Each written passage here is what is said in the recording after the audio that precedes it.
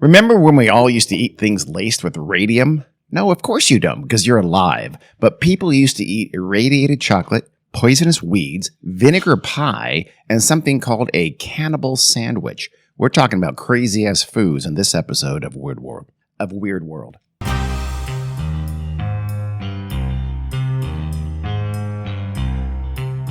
Hey everyone, welcome to the Weird World podcast.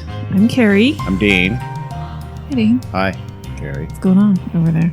Doing a podcast with someone right now. I don't know if you just stumbled in here, but why don't you just go ahead and sit down and do it with me? Go ahead. I was going to say I had to feed the dog yogurt. Oh, that, you know what? Out of context, that's going to sound weird, but she's had some teeth removed. Mm-hmm. Our grand dogged her, and poor little thing. She can't chew, and she's hungry. Mm-hmm.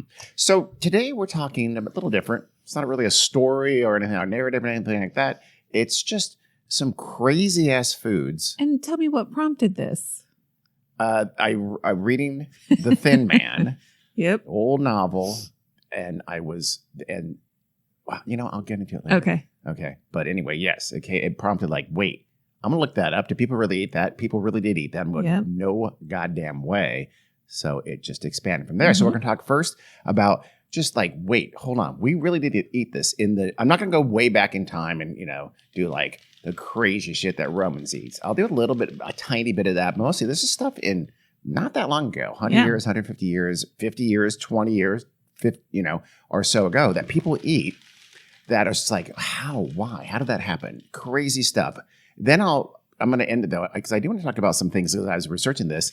Some things that weren't that long ago that were very common, and we just don't eat those anymore. Yeah. They're not weird or horrible, but they just fell out of favor, and not long ago at all. It's weird. We'll go through that. Like some things I ate as a child. All of this, my kids would never eat in a million years. Or just, they either wouldn't, or just why did that go away? You'll see. Some of those are that sounds okay. Okay. But we're going to start with things that do not sound okay. One of those things was irradiated food. Yes. And we've kind of touched on that with talking about the radium girls and things like that. When radium was discovered by Marie Curie, it was thought of as maybe a health boon because, it's going to kill things. It's going to kill bad things. It's going to be like super pasteurization or something like that. And so they started looking into, could we use radiation or something like that to make healthier foods? How did they actually do it? It depends on sometimes there's irradiated, sometimes there's actually literally adding radium. Wow. A lot of the stuff they advertised as adding, and again, they're advertising it, hey, this has radium. That's a good thing. You want this, you'll pay extra for it because actually putting real radium in there is very expensive because radium at the beginning here was very, very difficult to mine, and it was worth more than its weight in gold for sure. So in the early 1900s, the first thing you saw was radium charged water or some kind of irradiated water. One advertiser in Buffalo, he made his concoction of what he said was radium infused water, and he called it, quote, the greatest discovery of the 20th century. This is not 1904 or something like that, so it's kind of a weak brag, and he asserted that it, quote, cures all diseases. So, we're going back. In many ways, Maha is going back to a much worse time where you're allowed to make, any kind of claim you wanted to. Yeah. We're heading back toward that. We kind of got rid of that with the FDA and so on. You had to actually prove your claims a little bit. But at this time, there wasn't a lot of regulation. There was some. There was a weakened version of the FDA, of the Food and Drug Act, but there wasn't a ton. So it was a time where they could put anything they wanted to for the most part. And so they did, and they put a lot of radium. One of the biggest ones was called radar. One of the main products that used radium was called Radol. This guy called himself Rupert Wells, MD. He was not a doctor. His name wasn't even Rupert Wells. His real name was Dennis Dupuy, and he was not a doctor whatsoever. And actually, a story in Collier's magazine exposed him and did a big kind of expose of a really good muckraking journalism and exposed what a fraud he was.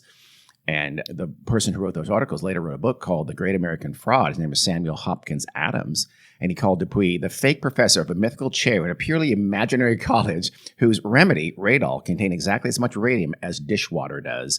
So he was one of those things, thank God. Yeah. A lot of these were fake products and they really weren't putting radium in there because it was expensive. but some did, and they had a little trace, and they would make people very sick. Bad things would happen. One of those was called Radithor, and it was had a little bit of radioactive particles in it, and it was this kind of distilled water, and it's sold in a half-ounce bottle at $1. About $19 or $20 or so now for a half-ounce bottle. That's worse than 5-hour energy, which is mostly caffeine. This person called himself Dr. Bailey, again, not a doctor, and kind of the RFK Jr. of his day. He promoted on mail and things like that, and he sold a bunch of these and made a tremendous amount of money. Luckily, though, it was mostly purchased by the rich. Well, obviously. I say luckily, but I mean it. And it was, and one of those persons was a Pittsburgh millionaire named Eben Byers, and he started drinking this stuff. This is like probably I think he started drinking in the 1920s, like 1927. He would drink these a lot. He thought, okay, it's making me super healthy. And at first he felt really good. And he drank them for 3 years. He estimated he would consume something like 1,000 to 1,500 of these half-ounce bottles. So he was sucking down. That's expensive for those days. Yeah.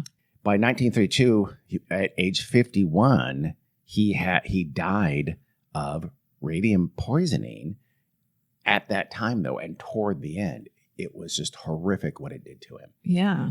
One a Time magazine article said that he could quote, he could hardly speak.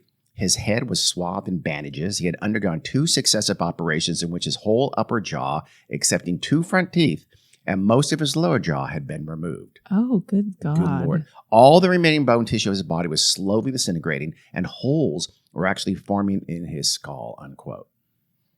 The autopsy would later show that in his bones, it had more than 3 times the amount of radium that was considered fatal. So possibly because he sort of built up a tolerance. I don't know, but he lived probably longer than he had any business living, but in horrific agony, leading a horrible life. Bailey cashed out, went on to the next thing. Nothing ever bad happened to him. Really? Yeah. So in the 1910s, the 1920s, 1930s, you had all these radioactive healthcare products. And again, most of them didn't have any actual radium, but you had radiated mouthwash. You had radiated chocolate bars. In was now the Czech Republic, you had radium cigars, radium butter, radium beer. I mean, you had I'm sorry, those were in America. I'm sorry, in Czech Republic, somebody was sold an irradiated bread. And it did have a little bit of radium because they had a little bit of radium in their water where they made that bread. I don't know if they intended that or not, but yeah. So it was international. You had a German company made radium chocolate, which was chocolate. And it was, again, advertised as being healthy. You had, again, radium beer, and you had something called radium brand creamery butter. So not great. By the 1930s, it fell out of fashion. I think people realized, so we're dying, right? People are dying. Let's stop doing this. But from what I can tell, not a lot of people paid any kind of price for killing people and cashing in. Now we get to the impetus of this. So I was reading The Thin Man, the great novel by Dashiell Hammett. Surprise, a little extra bonus here. Weird World fans. That was Dashiell Hammett's last book. He wrote Sam Spade stuff. He wrote The Thin Man. He wrote The Maltese Falcon. That was the last book he wrote. He lived like almost 30 more years, but he never wrote another novel after that. Anyway, in it, Nick and Nora Charles, they're rich and they live in a hotel. And she says, I'm hungry and it's breakfast time. Send down for a raw chopped beef sandwich, plenty of onions. And I thought, wait. Is that a thing? It's not really raw, right? Does she mean like extra rare? Looked it up. That is absolutely a thing. Mm-hmm. It was called a cannibal sandwich. It was based mainly it came out of the Midwest because ultimately it owes its origin to a very similar food in Germany. And of course, Wisconsin and places like that, highly German population. A lot of German immigrants moved there in the 19th century. And so they brought with them this delight of German cuisine that sort of evolved into this Wisconsin delicacy that came to be called a cannibal sandwich. In the German version, it was usually pork. So basically, it was literally raw pork, and it was raw pork that was ground or chopped up very finely, and then made almost like not quite liquefied, but very spreadable. You spread it on a piece of rye bread, and you liberally sprinkle raw onions over it. Maybe salt, maybe a little pepper. Bon appetit. Wow. You ate that thing. Had to be rye bread. It was an open-face sandwich, and the onions had to be white onions that were raw, strewn along the top. I wonder if this is where kind of what deviled ham came from. Oh, maybe. Something similar to that. I love deviled ham. But that's cooked. It's cooked, right? yeah. Okay, this is not cooked. I know. Again, that's what surprised me. Not, very rare. Absolutely, like steak tartare. Yeah. Completely uncooked. Obviously, this is not a smart thing to do. No. As far as who knows if anybody died from it, certainly for sure people got sick from it. I Probably would think attribute so. to it, but pork?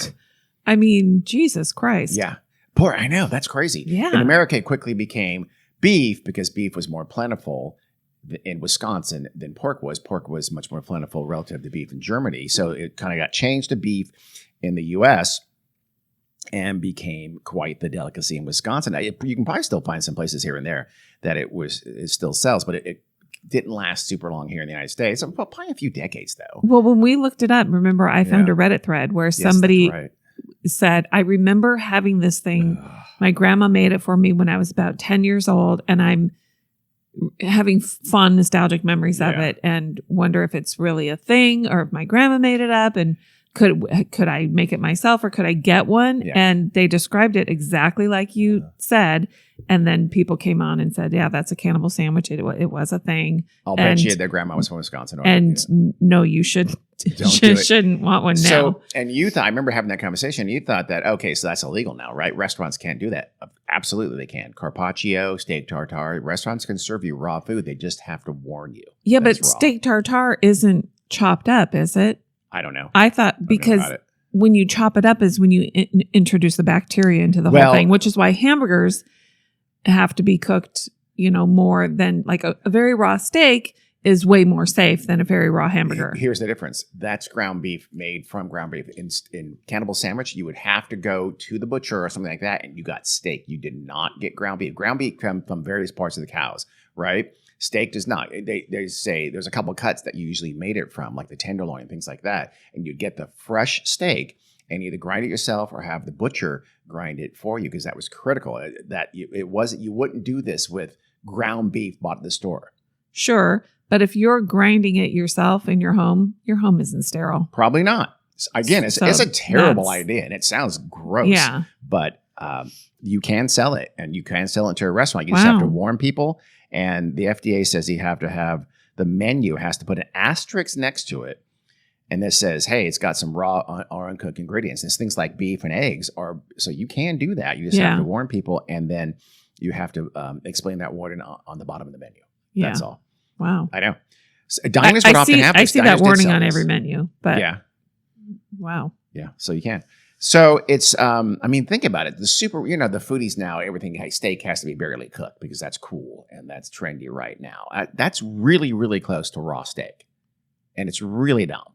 It's not, it's just hip right now to pretend you like steak that's barely been. It is? Yes. Oh my God. Yeah. It's all the foodie thing right now is like, if you cook your steak for more than 30 seconds, you're a piece of shit. Well, I'm a well done person. I'm a medium. And I don't care if people think it's, and that's if I'm healthier. ruining it. B, I think it tastes better because I don't like the taste of raw meat as much as I do well cooked meat. Yeah. And C, and it's actually it's more nutritious.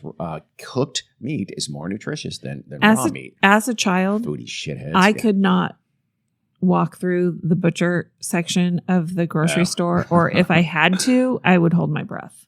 Yeah, because I can't stand the smell of raw meat. So you brought up something that you thought of right away when I was talking about let's do an episode on crazy ass kind of gross foods that people don't eat anymore but used to. And what did you bring up? Aspic. What is that? Tell the people what aspic is. I'm not entirely sure. Okay, it's kind of like a gelatin, but clearly it's not gelatin. What's it made out of? It's made out of kind of sea creature. It's effectively it's natural gelatin because it's made from like the bones and tendons of whatever, some kind of meat. Beef, well, that's veal, what gelatin. Chicken, fish. It's gelatin. Exactly. That's what I said. So it's effectively like making gelatin. Yeah. Essentially. And so that aspic then congeals when it's refrigerated because it contains those natural gelatin that dissolves in the stock. from those tendons and those bones. That's kind of what it is. So it becomes gross. like a jelly, but when it's refrigerated, a firm consistency to it. So it's like when you have a ham, like the kind of hams that come in the tins. Yeah.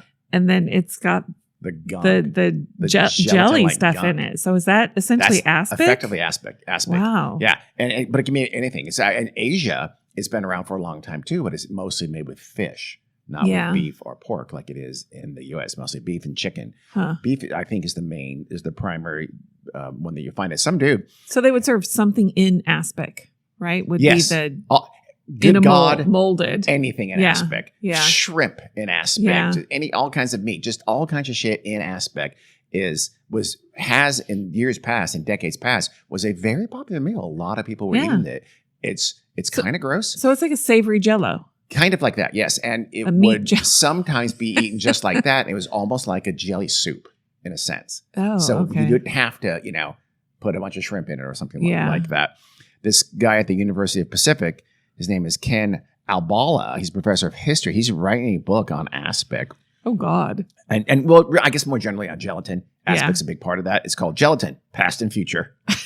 It's in this article. It says it will be published by the University of Illinois Press. This article, it was from it's from howstuffworks.com, written in 2021. So I presume that book's out. I got to go get that book. Yeah. I'm not going to get that book. And so he talks about all aspic for a lot. He's really an expert. He was making aspic like every day while he was writing this book and eating it a lot and just and doing recipes. He found historical recipes that people had eaten and he was eating them, and some were not great. So there's lots of versions of aspic. You can make it from seaweed. It was called carrageenan. You can make it. It was made from deer antlers, like shaved down. It was called hartshorn. Oh, and some people made it from the swim bladders of sturgeon, and it was called isinglass. I'm going to assume that was from Sweden or Norway, where they eat fucking everything because they're gross, and they had no choice because it snows all the time, and you can't grow food. Sorry, Scandinavia, but it's true. So that's why you ate antler horns and sturgeon bladders. Hey, right? You got to survive, Dean. Agreed. Or you just move to someplace where you can grow food. It's very ethno whatever. Absolutely, it is. 100% it is. Stand by it. So. And I guess there was like 1950s and 60s, there was kind of a resurgence in the U.S. and North America where people started, that lasted maybe into the 70s, and people were eating aspic. I don't really remember it. Oh, no, because we weren't foo-foo. It seems to me like it was a foo-foo thing, but I don't know if it was. We'll get to a foo-foo thing. But yeah, you're right. You'd put all kinds of stuff in. A lot of times you'd put in a mold. Yeah. And like, you can do really foo-foo things like a single shrimp surrounded by peas and carrots and an aspic fish-based aspic mold was a popular Asian dish, or I guess that was imported here. I've seen a lot of fish ones too. Yeah. I've seen other things molded into fish shape too. They also quote this foodie, this woman who says, "I'm old-fashioned. I think the best kind of aspic is the gel on top of a pate." Okay. Oh, yeah. So that's, Yeah.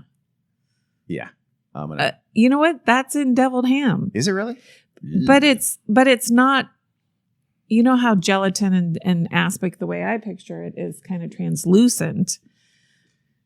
The stuff that comes in deviled ham isn't. To me, it just looks like, I think it's gelatinized fat or oil, I don't like deviled ham. And it's because when you first open a little can of deviled ham from the pantry, it's oily, it's not hardened. But then if you have some left over and you got to put it in the fridge, that's when it well, I'm probably the only one in the world who still buys deviled ham and eats it every now and then. Yeah, because it's gross. It's delicious. I love it. Okay. Hey, I don't do Vienna sausages anymore. Yeah. That was the other thing. My mom would make us Vienna sausage sandwiches. What are those anyway? Don't know. They're hot dogs. They're like very soft, tiny little baby hot dogs. Are they made something different than hot dogs are made from? Or are they pretty much little they're baby soft. hot dogs? They're hot dogs aren't exactly. No, they're way crunchy. softer than hot dogs. Really? Yeah. Okay, so they must be made in some different way. Yeah, I'm sure they are. And also gross. From Vienna. I'll bet you no one in Vienna ever ate a Vienna sausage. They threw that. It's like Corinthian leather. It's just fake. Yeah. So not Vienna. Vienna's a real city. Have you ever had a poke salad? Because it's that delicious Hawaiian dish that's made from marinated raw fish. No, it's not. It's called a poke salad, and it was once a delicacy in Appalachia in the United States. I say delicacy, that's the wrong word, but it was a staple. And it's not pokey, it's poke salad, and it's made from poke weed. It was a wild, leafy green, and for decades, if not centuries, it's been grown in the Appalachian Mountains of the eastern U.S., and basically what they did, they would get these weeds, these pokeweed, they'd boil them, the leaves and the stalks, and they would put in some bacon grease and yum, eat it up, maybe throw in some like meat in there with it and make a salad with it, right? Maybe a little bit of maybe slice some eggs or something like that in there, right? Uh-huh. Here's the thing. Remember I said you boil it? That's pretty important. In fact, you would boil it once, you would take it out, dump the water, put in fresh water, boil it again, and dump the water and eat it. Because if you didn't do it quite right, you would die. Wow. Pokeweed is poisonous.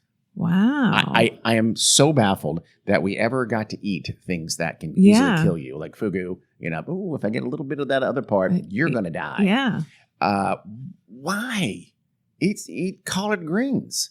Those aren't poisonous, but they're similar to this. So it was.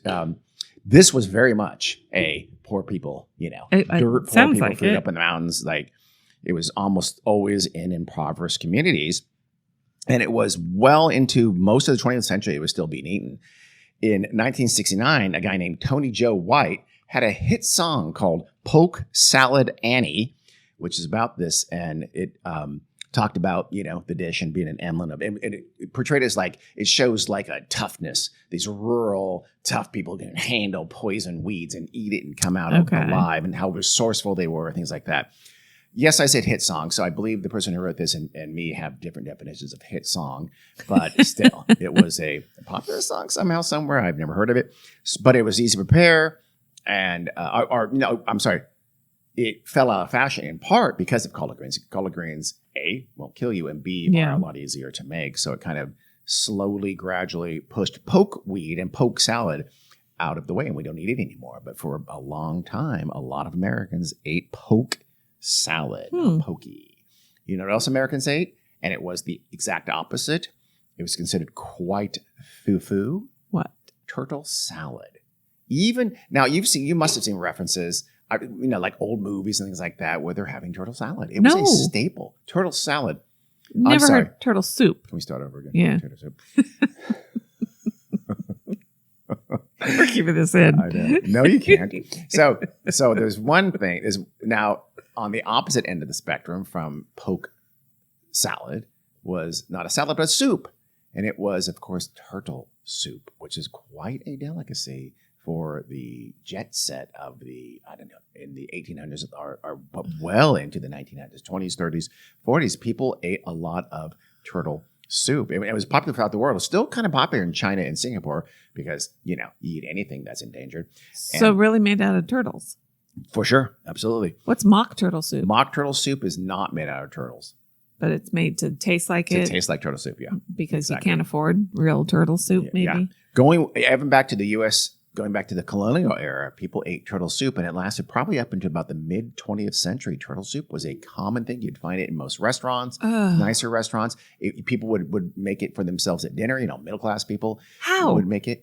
You had to buy turtle meat. I mean, I guess okay. Butchers, this is back in the days, right? You went to the butcher. You didn't go to the supermarket. Went to the butcher, and they had a turtle, and they killed it. I would die before I would hack up a turtle. So it's like a kind of a clear consommé, and that's one version, and you would have like these pieces of diced turtle meat in there. The other version of it was still turtle meat, but it was more of like a tomato-based broth, and you would thicken it till it's like a kind of a medium dark roux. And there's two popular kinds of turtle soup, but they're both very, very popular. And it was almost always, by the way, you would serve it with a glass of sherry. You wouldn't drink the sherry. You would put the sherry in the turtle soup. It was considered almost a necessary spice or seasoning to the turtle soup and made it taste much better. So here's your turtle soup. Here's your glass of sherry. Immediately dump your sherry in there and dig in. Why don't they just cook it with sherry? It's a great question. I don't know. Freshness? I have no idea. It was pretty prestigious, though. Abraham Lincoln had served at his inauguration. Really? And William Howard Taft the famous 300-plus pound president, loved turtle soup. It was his favorite. He had it on the White House menu, had it all the time. Wow. And again, it was like New York's Delmonico, with a restaurant in Manhattan that more or less brought fine dining to the U.S. It was one of the early ones they brought. I assume there was probably in France then, and I don't know for a fact. And that kind of made it this sort of high-end perception of it. No, thank you. It fell out of favor, though, because one thing, what do you think? So you have sherry. Sherry's pretty important. What happened in 1920-ish? Prohibition came along, so sherry was banned. So all of a sudden you couldn't dump the sherry in your turtle soup. That hurt its popularity. Then, of course, the biggest thing was factory farming. And as you know, we don't have a lot of turtle farms here.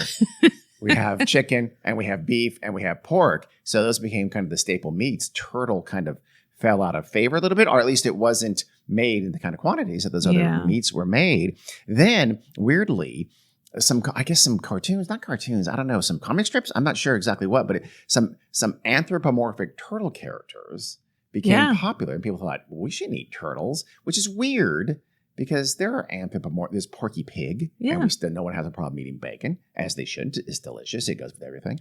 But so that was considered, I have no idea if that's true or not, but the other thing, of course, is that green sea turtles were the main turtle item, and they, of course, become endangered. In 1973, they were put on an endangered list. It was out of fashion by then. Right. But, it was already, their populations were already dwindling. And so it's just the Chinese, of course, I'm sure still eat that. In America, they tried to change to snapping turtles, but it didn't take. So by at least 1980 or so, you just didn't find turtle soup in restaurants anymore. I've never seen turtle soup in a restaurant. I haven't either. Have you seen creamed chip beef on toast? So here's some ones that you decide for yourself what these are. I'm not saying these are gross or crazy, but they kind of are.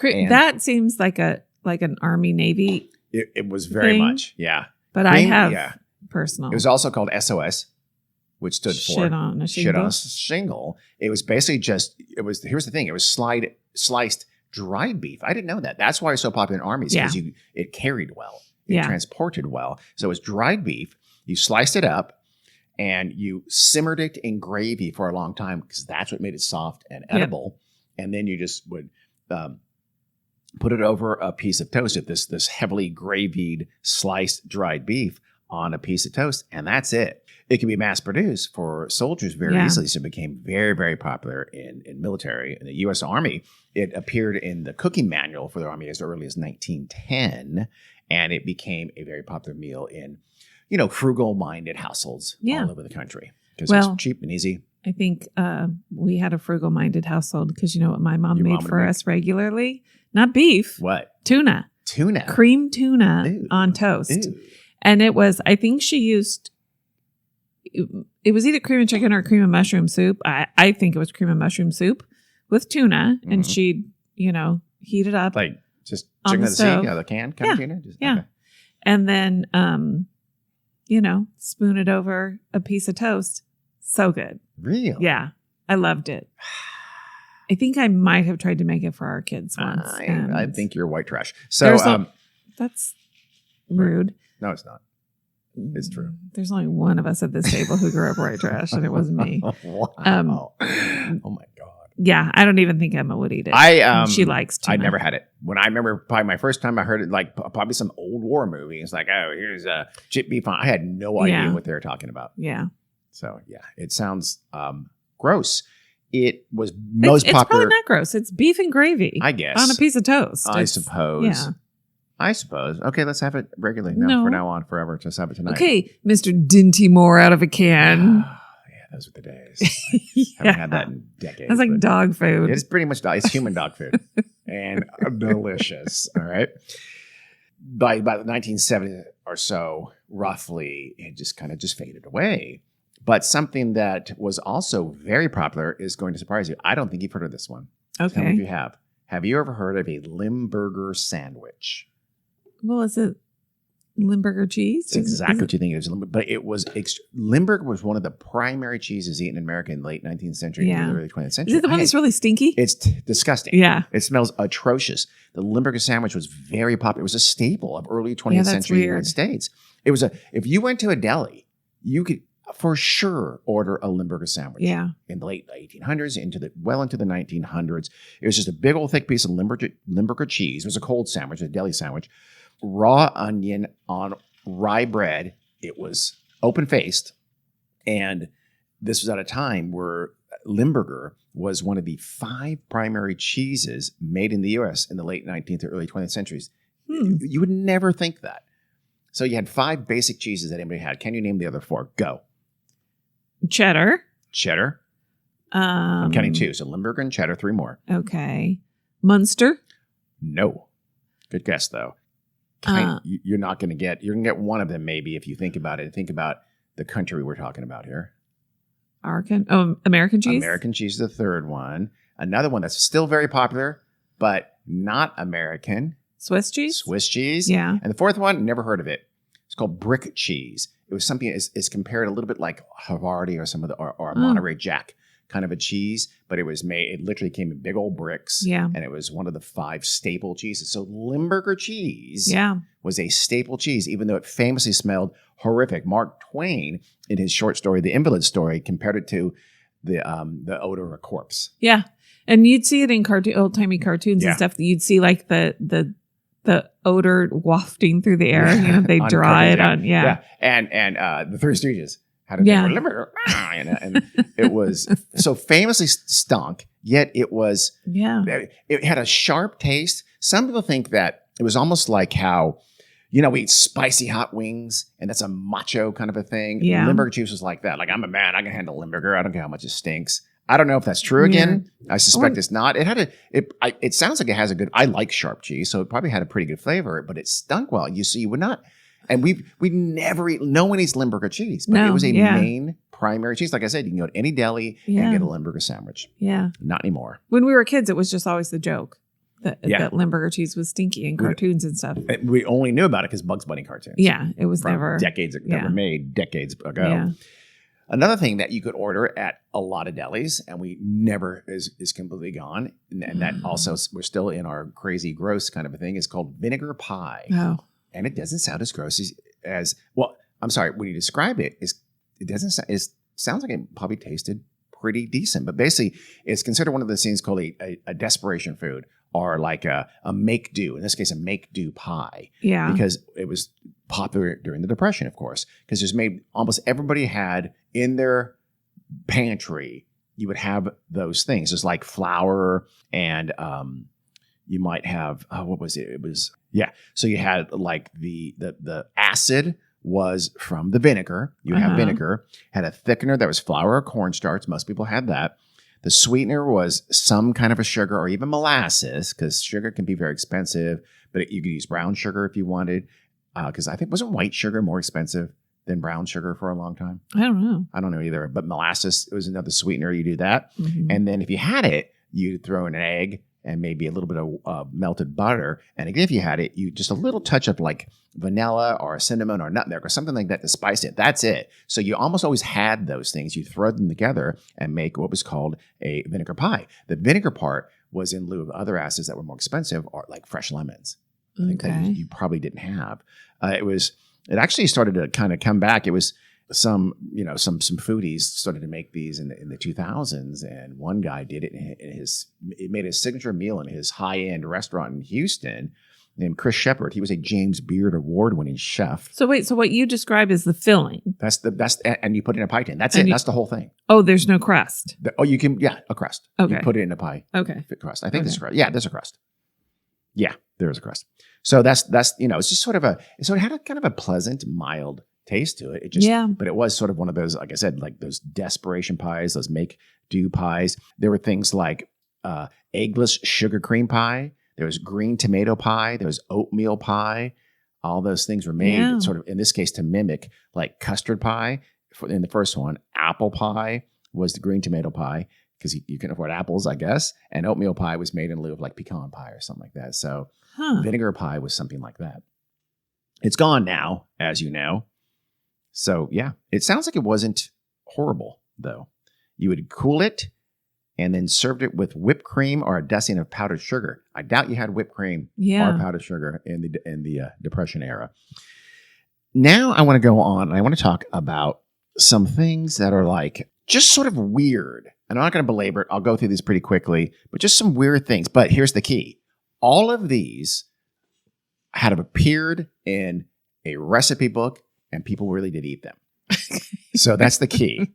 But and this article I got these from is from a writer named Lara Blair. She's writing in something called soyummy.com. And she's very funny. I know So Yummy. Do you really? Mm-hmm. So these are, again, crazy stuff that people really ate. We're in recipes. Ham and banana hollandaise. And we'll do some pictures here. I'll show you, Carrie, the picture of the delicious ham. Oh. It's literally just whole bananas. You've thrown Wrapped some in sliced ham, thinly sliced ham over it, and you've covered it in delicious yellow hollandaise song. Are they cooked or are they raw? It's cooked, which is not a great idea. Lara Blair says, some maniac decided ham-wrapped bananas drowning in hollandaise sauce was a meal. It's not. It's chaos on a plate and possibly a cry for help. Bananas and ham never asked to be together.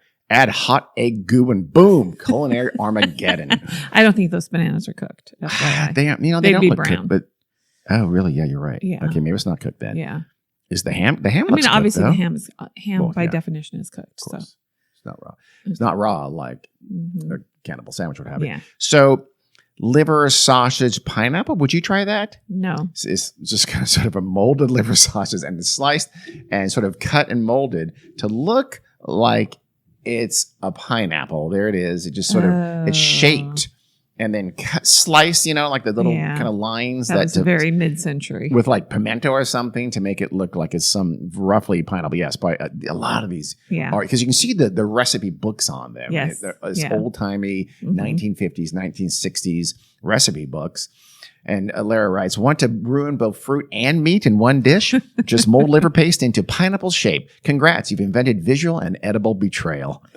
It's a decorative horror, a sad meat-based deception wearing parsley like it's on Project Runway. Guests expect fruit, they get trauma and vaguely metallic sadness. Okay.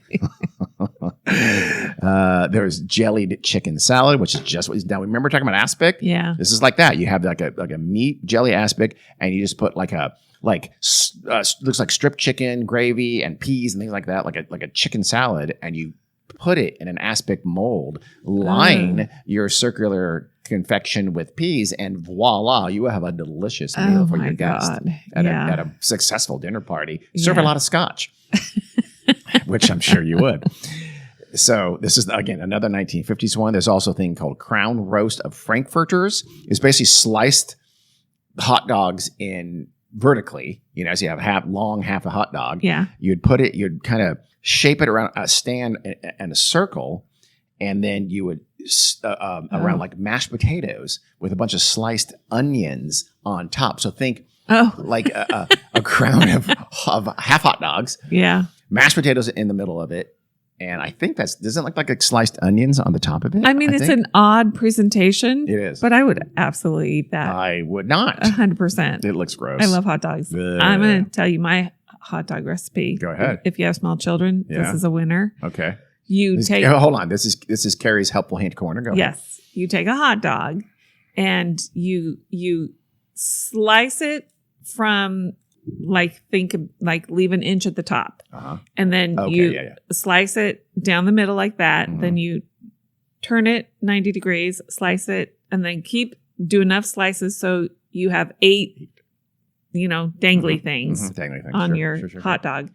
And then you put it in a pot of boiling water and the dangly things curl up and it's an octopus. They're called hot dog octopuses. Yep. I used to make them for the kids when they were little. You're going to have to do a YouTube video of that, obviously, because I would never be able to do it. Yeah, I'm so good at describing that, aren't I? That was really good. Dangly things? Yeah, dangly things, 90 degrees. Okay. I'm sure some more creative mom than me would somehow make faces on them. Oh, sure. I did not Absolutely. make faces. You should put eyeballs in the top there, maybe a smiley mouth. Yeah. And then suckers. What would be little suckers on the hot dogs? Oh, well, that's just getting crazy. Like, you still can do it. No. Maybe, what are the little, the things you put on top of ice cream?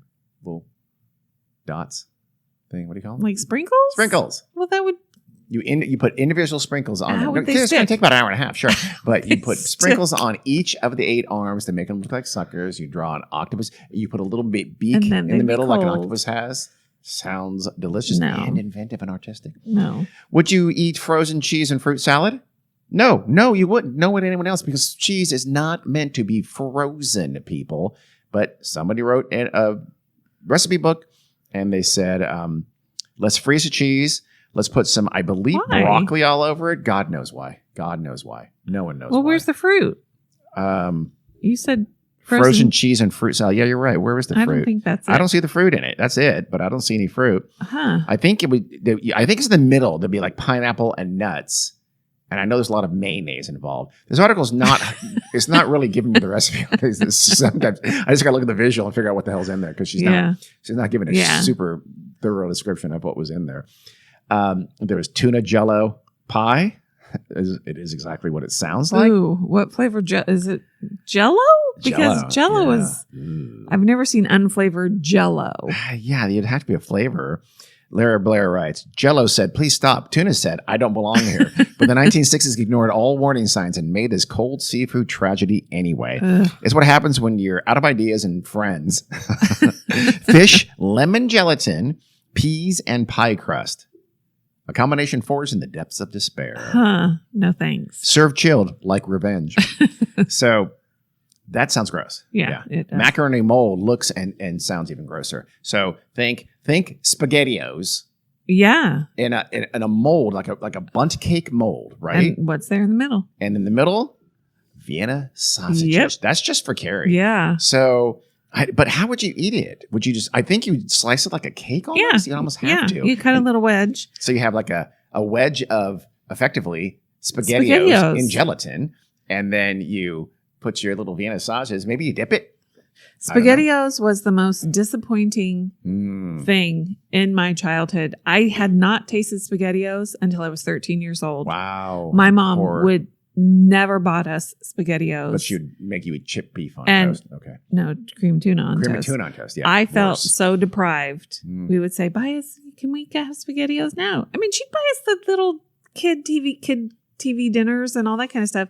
She just had a thing about SpaghettiOs. Really? And then one time when I was 13, I was babysitting and I made SpaghettiOs for these lucky kids I was babysitting. Lucky kids. And they're SpaghettiOs. I tasted them and they were disgusting. Yeah, they're not great. I like separated pasta. I like this with the meatballs. Oh, God. So the meatballs were in a can, had been in a can for a very long time in all likelihood. I love that. Yeah. And the ravioli. I did give them to our kids every now and then. Sure. Yeah. Who wouldn't? My mother. I guess not. There's something called a tuna mousse mold. And that was, it was basically tuna salad, but you put it into a mousse mold that looks like a fish. It looks like like a tuna.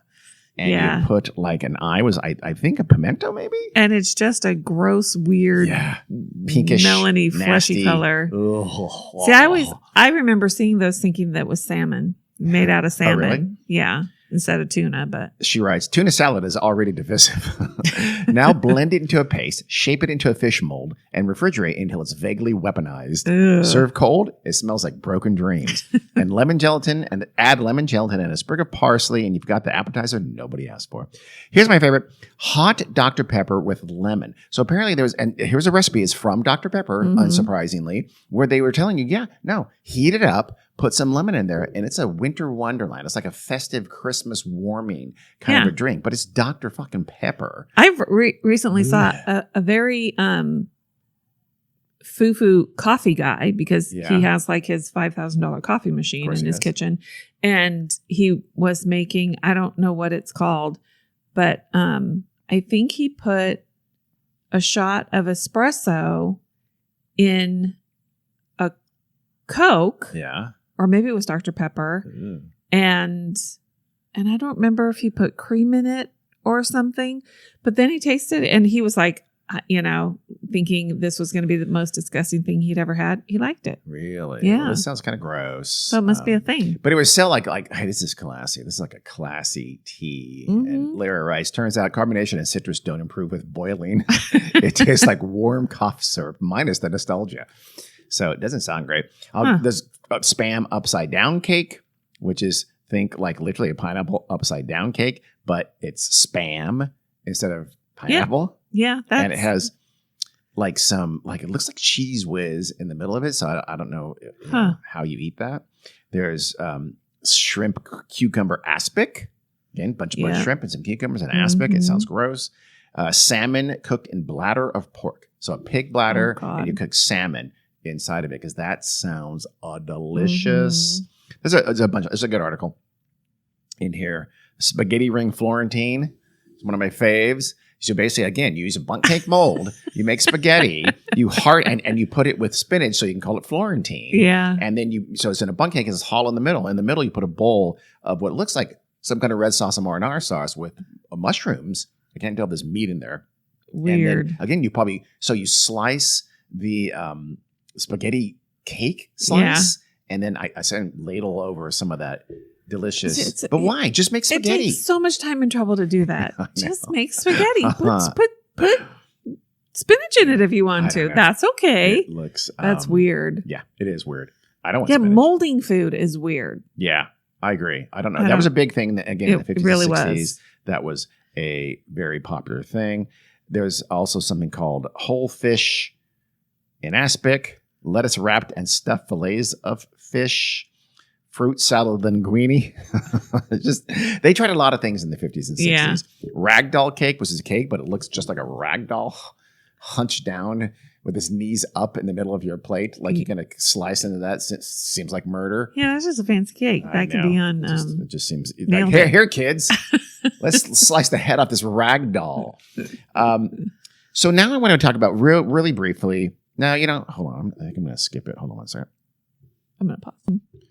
One more from this list. It was called Igloo Meatloaf Surprise, and it's just what it sounds like. So you make mashed potatoes, and you form it into an igloo shape, but it has to be hollow because inside is meatloaf, and you then cut like little cube-like things so it looks like it's an igloo. I'll show you a picture of it, and you put looks like some melted cheese on the top of it, and voila, you have an igloo meatloaf surprise. So it's basically meatloaf, melted cheese, and igloo. Yeah, and mashed potatoes. Just a lot harder to just make a meatloaf and some mashed potatoes. Exactly, but I would eat that.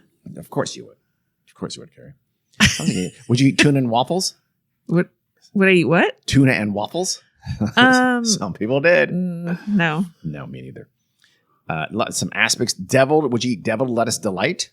This was on a recipe from Miracle Whip because it was take a whole head of lettuce, you scoop out its soul, as it says. You cram it full of cream cheese, ham, and Miracle Whip until it questions its existence. That's weird. And voila! So you see a picture of it. It's really just, I think, like a little. So you make a bowl. You make a bowl. Ham and cream cheese, and it's like a salad bowl. Instead of a bread bowl, it's a salad bowl with a head of lettuce, iceberg lettuce, the worst lettuce. And I like gross. Iceberg lettuce. I hate iceberg lettuce. It's the worst lettuce. Wait, it's ham, cream cheese, and mayonnaise? Miracle Whip, Carrie. Miracle Whip. Thank you very much. Which is way worse. Because they thought. Again, fun fact, my mother never bought mayonnaise, only bought Miracle Whip. Your mother sounds like a monster. But we called it mayonnaise. Mm-hmm. And so I thought I didn't like mayonnaise because I didn't like Miracle Whip. And little did you know. Our next door neighbor, Donna, made me... Thank God for Donna. Mayonnaise and American cheese on toast. You were hooked. Oh my God. Mayonnaise and cheese sandwich. I still make them for myself. That sounds disgusting. I don't use American cheese, but sounds very American. Love them. Use any kind of cheese. I'm going to skip over most of these old-timey ones. Like there was something in ancient Rome called garum that was fermented fish sauce made of fish intestines and blood.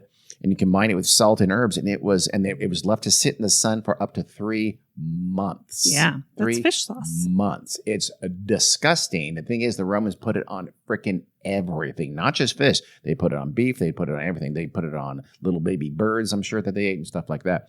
So it was a major staple, but it was so disgusting that it was illegal to cook it inside like city limits. You had to be out in the country to make it, where you could offend fewer people with the grotesque smell of that fermenting fish sauce called garum. Sounds grotesque. There's another thing called roti sans perel, which means roast without equal. It was in a French cookbook of the early 1800s, and it was birds. It was 17 birds stuffed into a slightly bigger bird then stuffed into another slightly bigger bird, and so on, and infinitum. 17 birds in, I believe I have the order for you. It was a warbler, a bunting, a lark, a thrush, a quail, a lapwing, a plover, a partridge, a woodcock, a teal, a guinea fowl, a duck, a chicken, a pheasant, a goose, a turkey, and a great bustard at the end. What's a bustard? Big bird. I know that because it's bigger than all the other 16 birds that came before it. So, sounds delicious. No, it doesn't. Okay. It sounds horrific. Would you eat a toast sandwich? Yes. That was a piece of dry toast stuck between 2 pieces of buttered, untoasted bread. Maybe a little salt and pepper. That was a toast sandwich. If you only have bread. There's an 1861 cookbook called Mrs. Beaton's Book of Household Management. How did the Trump administration not trot that out? Remember when the Secretary of Agriculture was trying to say, hey, food is cheap. There's no inflation. What are you talking about? The food's nothing. For $3, you could have a delicious meal. It includes a piece of chicken, a piece of broccoli, a corn tortilla, and one other thing. The other thing they never defined. Remember that? Mm-hmm. How did they not just say, you know what? A piece of broccoli. A piece of broccoli. A piece of chicken. No, it could be an ounce. Yeah. And a corn tortilla and one other thing. I mean, that's literally maybe 200 calories. Then stop whining about it. It's cheap. You can feed yourself. There's no such thing as inflation. Obviously, the country's in great shape. Yeah, so, you would literally starve to death if that's what you eat. Maybe you should add a toast sandwich to that. You'll be fine. If the one other thing is a meatloaf or I don't know, a whole meatloaf, an entire salad.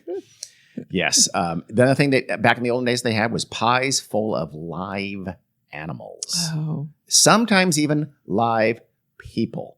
This is like the 1500s, 1600s. Yes. In 1626. A 7-year-old, I'm going to use the term because I don't know, dwarf was served inside a pie during a feast for Charles I, the Is king. It a novelty? Did they really eat it? They did not eat him. Okay. But basically, he burst out of the crust of the pie. Yeah. And he was like in a nice little, like a suit. Yeah. A little suit. And he bowed down to the king and queen. He was 18 inches tall. Oh, boy. So he can stand on the table and bow down to them. And they basically adopted him. He was in the castle for the rest of his life.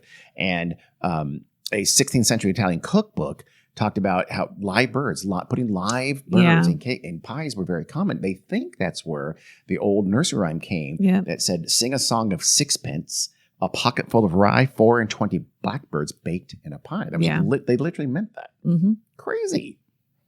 So now what I want to do is end it with, these are some foods that they're not necessarily weird and gross like most of these other ones have been, but you know what? Before I do that, I'm going to do some quick fails.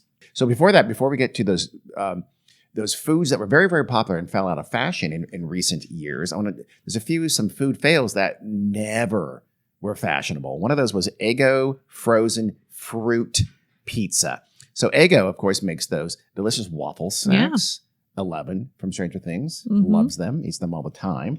They have apparently tried to branch out with other things over the years multiple times. One of those was this is a pizza-like concoction that had, like a waffle crusty base, but it was topped with like a cream sauce with Neufchâtel cheese. Cream cheese. Cream cheese, okay. And you would put some blackberries, some raspberries, and granola on top. There was another version that had just strawberries, and voila, please America, love this. America did not That's love probably that. Very good. I'm sure it is. It was not popular. It was discontinued by 2011. Huh. Yeah. It was. It tasted good. One food blogger. She's a food blogger. I've heard it. I've heard it that way. Some people say food blogger. I disagree. Mm-hmm. She said that she blogs under the name Lil Pumpkin. So there. I don't know her. Yeah, it's probably good. She reviewed it and said the flavor was naturally sweet and the cream cheese was fabulous! ! I think she was looking for some sponsorship from Eggo there. I mean, I might make that at home. Do you? I hope you don't. No, you can. What are you talking about? It sounds delicious. Why are you so against it? I'm gaslighting you. So, do you remember this? I think I have a vague memory of this. Kraft Bagelfuls. Yeah. Okay, yeah, I thought so too. What are they? I don't remember. Okay. But I remember the name. They were bagels, but shaped like tubes. And you hollow them out. And inside you put cream cheese. Because Kraft felt that It was too hard to put cream cheese. It's 200 cream cheese. And this thing, you can go to school. You can, hey, grab that, get on the bus and go to school because it's very portable. What year was it? Because this was the 2000s. I was going to say we were already married and everything. Yeah. I remember they were introduced in the early 2000s. Oh, okay. But by 2008, they were gone. So I bought those. You did? Absolutely. Okay. I don't remember. You probably didn't eat them, but the kids probably did. I like the real thing, but there's a few others like that, like Trix frozen yogurt that didn't catch on. Micro Magic milkshake. It was basically it was basically ice cream, but it was made to be put in the microwave and turned into an instant milkshake, and it just would never work right. It was so like 45 seconds, okay, it's starting to get liquefied. 55 seconds, ooh, it's gross and burned. You know, it was just really hard to get right. Yeah. Microwaves are so different that never caught on. Another thing that thank God never caught on was the dill burrito. That was a concoction of Scott Adams, the cartoonist who made Dilbert, who turned out was a piece of shit. Yeah. And he was trying, because he's very concerned with making as much money as he possibly can. So he was trying to do all kinds of connections to his Dilbert comic. And one of those was a frozen burrito based on the Dilbert comic character called a dill burrito. It was released in 1999. And it boasted that it was it had 23 vitamins and minerals. So apparently you just made a burrito, put an artificial bunch of vitamins and minerals in it, allegedly, and therefore eat it. It's good for you. It lasted 4 years. It was discontinued in 2003. The New York Times called it a vitamin pill wrapped in a tortilla. Ugh. And it was supposed to be pretty nasty. There's something called the banquet man pleaser dinner. Yeah. You do remember that? Mm-hmm. It was Hungry Man. It was something that was like the 70s when pleasing a man was a thing people wanted to do. And it's not true anymore. They had fried chicken, Salisbury steak, meatloaf, and turkey. By the 1980s, they were gone. It just never kind of caught on.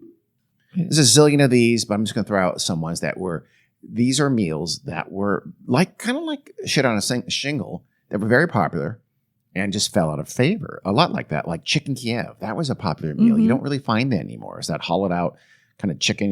You put, what is it? Is it spinach or what is inside of it? I'm not 100% sure. You basically put stuff inside of it. Yeah. But here's one that used to be a staple. If you had a rotating 7 meals you made, one of them was going to be liver and onions. Liver and onions in the 1950s or 40s and 60s and stuff was everybody had that. I mean, I never did, but it was already kind of falling out of favor even when I was a kid. But it was an absolute American staple. Yeah, my mom made it. Liver, of course, has the consistency of, I don't know, lung tissue. It's very spongy. It's nasty. Yeah. I've had it. It doesn't taste horrible. It doesn't taste good. But it was, liver's a big organ in a cow. I'm assuming it's from cows, and so it's probably very nutritious. My mom for sure is made it, and only my dad and brother would eat it. Do you remember turkey tetrazzini? I've heard of it, but I've never had it. That was huge. Again, these are the kind of thing everybody had that, especially like after Thanksgiving. You had all this turkey. You'd make turkey tetrazzini. It's basically like a casserole kind of a thing with turkey and mushrooms and usually like a creamy Parmesan sauce or some kind of cheese sauce, and it would be often with like spaghetti or linguine or something like that. And you put some like tossed with it or mixed with it. You put little breadcrumbs and cheese on the top and you bake it. And it got kind of hot and bubbly. And then you serve it like a casserole. And it sounds like something you would like. I probably would. It was giant. It was gigantically huge. Yeah. Another thing that I have a memory of this, of seeing it, and it quickly went away in like the sliced meat area of a supermarket, was like olive meats. Oh, yeah. Those just disappeared off the face of the earth. It seems like very, very quickly. I think it was called like olive loaf. Olive loaf, yeah. Yeah, my mom used to buy it for my dad. I can't believe you didn't bring up head cheese. There's still time. I can if you want. Do you remember what it was? I don't even know what exactly was in it. But head cheese was a thing. It was in the deli meat section, and it was like a square cut of meat that had all little bits of. It's gross though. And it seemed like it had like aspicy stuff in it. It seemed like it had jelly stuff in it and eyeballs and hooves. That was, but olive loaf was huge. You'd have an olive, like school cafeterias would have olive loaf sandwich all the time. Things really? like that. Yeah. It was very popular. In your day? Probably before that. Yeah. But it was very popular. 50s and into the 60s, into the 40s. It was like, finely ground seasoned meat, usually like a combination of pork and beef and maybe even chicken, and blended with spices like coriander, mace, and garlic. And then you press it into a loaf and voila. And you can buy it at the supermarket. I do remember that, where it'd be sliced and ready to go. Sliced olive loaf. Blech. There's a ton of these, but tapioca. Tapioca just disappeared. Tapioca, I didn't know. Tapioca did not disappear. It's still like in boba tea and things like that, but just making it like kind of like you would make a pudding or something like that and have it for dessert. That's not a thing anymore. And that used to be a very popular dessert. Tapioca was you'd make it at your home. You'd boil it or something. It's cassava, which I didn't know that. Yeah, my mom loves tapioca. Ooh. And it sounds like, I'm sure it's fine. To me, it looked like fish eggs or fish eyeballs or something, and I would never eat it. But she wouldn't make it. She would buy it in a tub. It's basically just a pure carbohydrate. It has really no other nutritional value whatsoever. But interesting. It was made into desserts. Swiss steak. Do you remember Swiss steak? I remember Swiss steak because there was a TV dinner Swiss steak back in the olden days. Yeah. They're long gone, but Swiss steak was a major staple. I remember Swiss steak, You would take some kind of a relatively lesser and cheaper cut of beef, like a round or a chuck, right? And I guess you'd pound it. You'd just pound it, and get it softer and a little more edible, I suppose. And then you would put like a seasoned flour over it, and then you braise it in a tomato sauce with some onions, some vegetables, until it was soft and kind of like you can just cut it with a fork very easily. And that was called Swiss steak. And again, super popular, super common. People would make it. People would buy it. You would have it at restaurants. Yeah. Disappeared off the face. You just never see that anymore. Have you seen Swiss steak anywhere? Chop suey. I remember that word. It sounds vaguely racist. So it's not. It's actually an Asian dish. Yeah. But it was sort of like in China, it was just the stuff you have laying around and leftovers. Some vegetables, like you would have a little bit of chicken or some kind of meat like that, and some vegetables in a sauce, as one person said, in a sauce that resembled warm spit. And it would usually chicken or pork, or sometimes beef, and then like celery, bean sprouts, cabbage, just stuff you had, and you just kind of stir fry it until and kind of a thickened sauce in it, and then serve it over like rice or something like that. Or crispy noodles, and that was chop suey. And again, chop suey, popular dish in America, absolutely disappeared. Yeah. There's another version of it in the Midwest and New England in the United States that was called American chop suey.